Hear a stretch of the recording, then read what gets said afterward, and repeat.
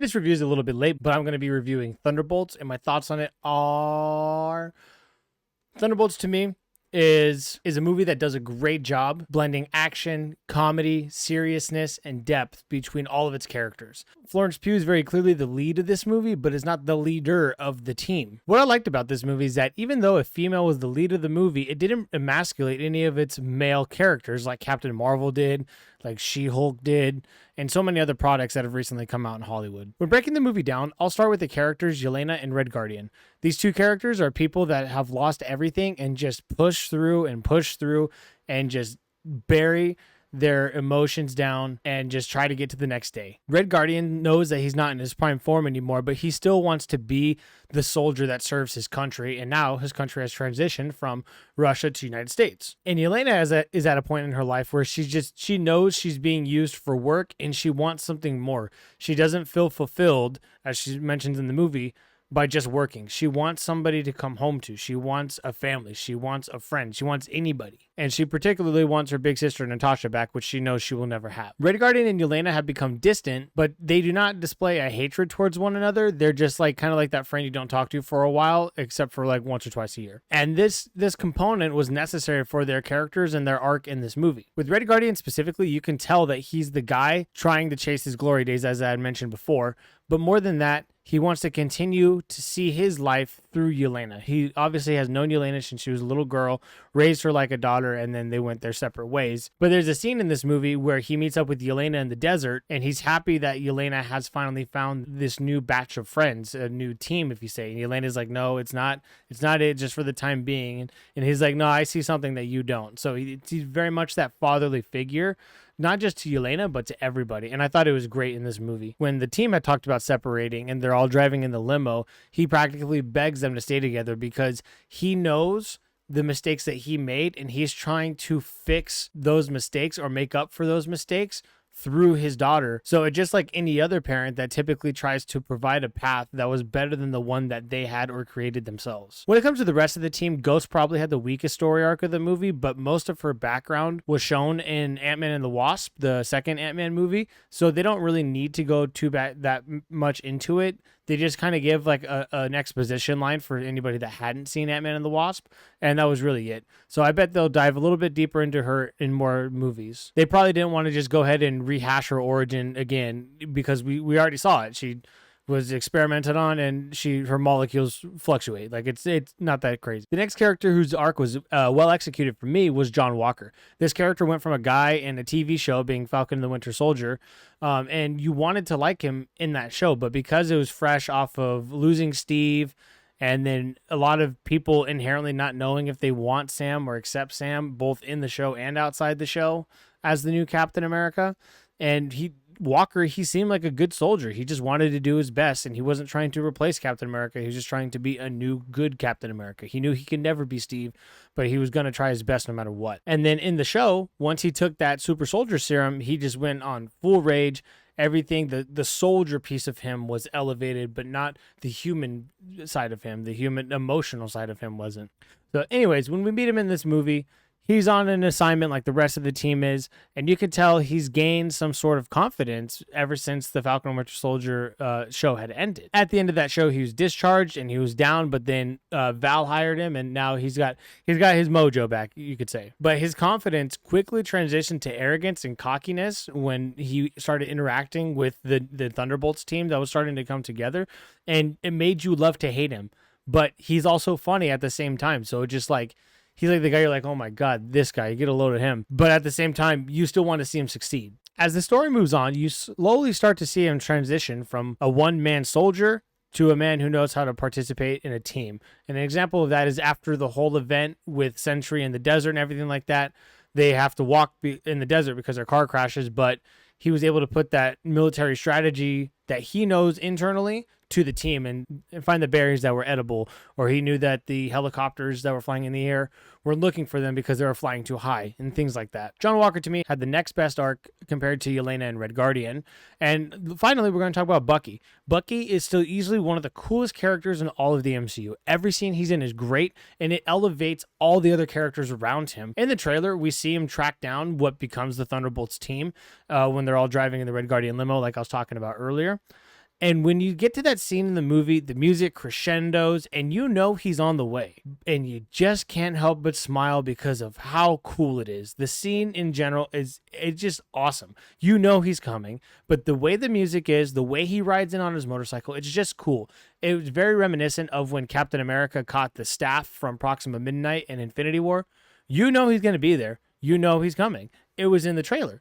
But in the movie, when the music hits and you just see him walk out of the shadow, it's cool. And you get the same exact vibes when you see Bucky come in on his motorcycle in this movie. And this wasn't even the first time he was in the movie, but it was the first time that you're just like, oh man, this just feels right. In this movie, though, he is a government official, and it is very intriguing to see him be the character that Steve once was. He is now the guy that is in the wrong place at the wrong time. He comes from a very old-fashioned era, and he's in this new era, and he doesn't have his buddy with him to relate to or relate with. As I said earlier, I said Yelena was the lead of this movie, but not the leader of the team, and Bucky is very clearly the leader of this team. He comes into the team late, but that doesn't mean he isn't the leader. He knows the military strategy, kind of like Walker does, but he's been around the block quite a few times with all the Avengers.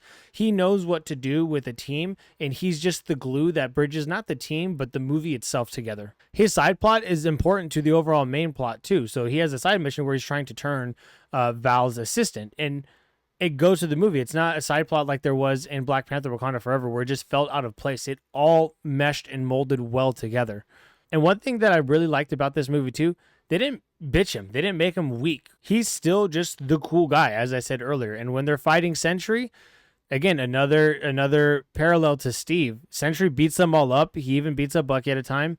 Sentry throws all of them to the corner, but the only person that gets back up is Bucky. And Bucky knows he can't beat him. He unzips his jacket and he just does the thing. They're like, all right, if nobody's standing, I will. And tries to fight Sentry again. And that's very much a Steve thing to do. Like how when Steve was the only one standing up against Thanos and his entire army before the portals came in. Also, when they were fighting, he did his little like knife drop move that he did in The Winter Soldier. Let me know down below if you noticed that. The arc that I see for Bucky moving forward is to continue being that leader and being in that lead mentality, whether it's within the government and he stays in the government. I'm not sure if he had lost his position. They never technically said he lost his position. He's just now an Avenger, or Avenger with a Z. You'd know this if you saw the post-credit scene. But turning him into the leader that will strategize first versus fight first. There's a part in the movie where Red Guardian asks Bucky driving the car, he's like, okay, so what's the plan? And Bucky's like, the plan? And then he just rams into the building and starts fighting. I think his arc as he grows even more than the MCU is going to be, okay, wait, I don't have a plan. Let's come up with one. And then have a backup one as well. The backup one can be the violent one. Let's go with this other plan first and see if it works. I think that's what's going to happen, and I think there's even a chance he might take over the Shield. I hope one day we'll see him with the Shield, the Captain America Shield, but who knows? We'll see. A new character that we meet in this movie is Bob/Sentry/Void, played by Lewis Pullman, and I think he did a great job as each individual part of that character. So if that character is made up of 33.3% of one of his entities, Lewis Pullman does a great job as Bob, Sentry, and Void. When we first meet him, he's Bob. He looks like a guy that's confused and just out of place. He knows there's something different about him, but doesn't quite know what it is. So he kind of reminds me of like a kid in a candy store. Just he's like looking around. He's like, wait, where am I? How long have I been out? What's happened? I think the way he plays Bob, especially when we first meet him, is exactly how a real-life person would act if they're surrounded by super soldiers and assassins. He and Florence Pugh also had amazing chemistry on screen. I'm not too sure if they're going to make that become an evolved like relationship romantically or if they're just going to be really good friends. But they have great chemistry on screen, and I hope to see more of them together. When he's taken by Val, he then turns into the Sentry, who is a little bit of Bob, but has a more confident stance to him and overall demeanor. And he plays that differently. He doesn't play like he's confused about his powers. He knows what it is. He knows that he's the strongest man in the room.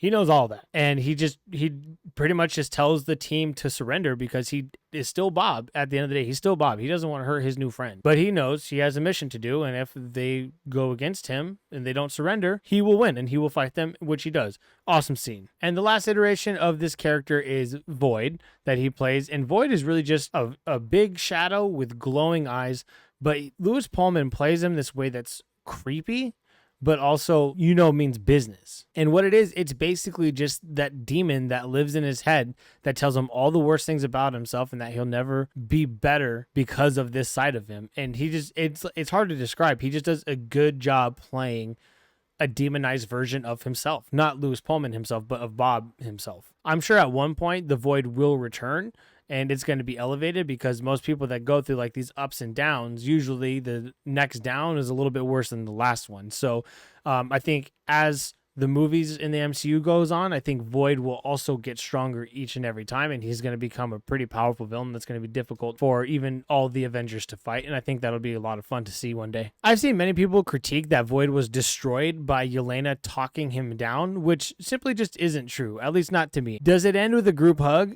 In a way, yes, but also no, there's more to it than that.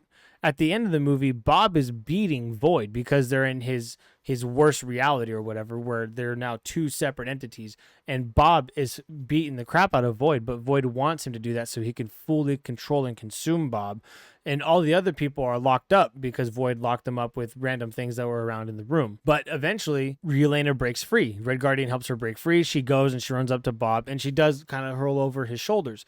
But what she does is she grabs one of his arms and pulls him in closer so she could talk to him and try to talk him down. So yes, does she talk him down? Absolutely. But she also strategically holds back one of his arms so he can't punch with both of his arms. And then the next person that gets out and free is Walker. Walker doesn't come up and hug him from behind and start talking to him. Walker strategically goes and grabs his other arm so he stops punching completely. So that way the Void can no longer consume him because he can't hit the Void. Again, putting that military strategy to effect. And so through that, Yelena's telling Bob he's not alone, and then all the other ones come over, and then they all, hurl over him, and it looks like a big hug, but they're also at the same time pulling him back. They're holding his shoulder, each one of his shoulders, trying to pull him. Bob is still Sentry. He's still strong. He still has all these powers. So it takes a lot of people to pull him back. So while it may look like a hug, it's actually them grasping him to pull him away.